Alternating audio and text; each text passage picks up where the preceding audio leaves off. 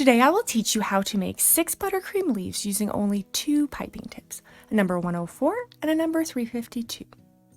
We will begin with a 352.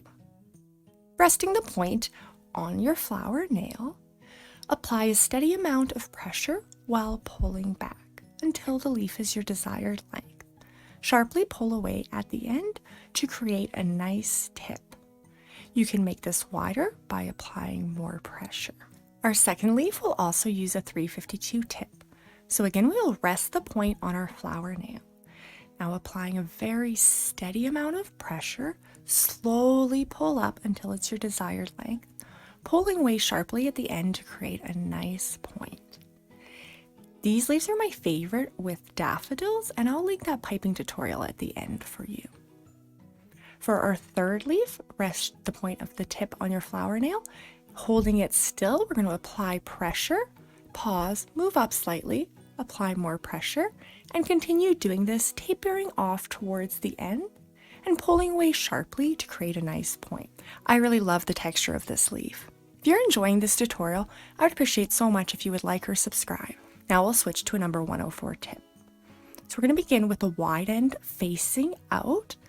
Applying pressure, we're going to pull up, arch slightly, and then rock back down towards the center.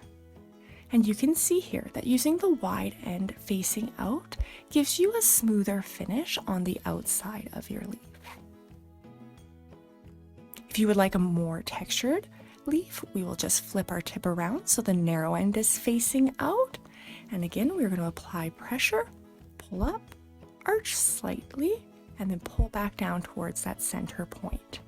And you can see that gives you a little bit more texture on the outside of your leaf. So still using your 104 with the narrow end facing out, we'll pipe in that same motion, except for this time I'm going to wiggle my tip up and down slightly to create a nice texture on my leaf. This one is my favorite. Let me know down in the comment section below which one is your favorite.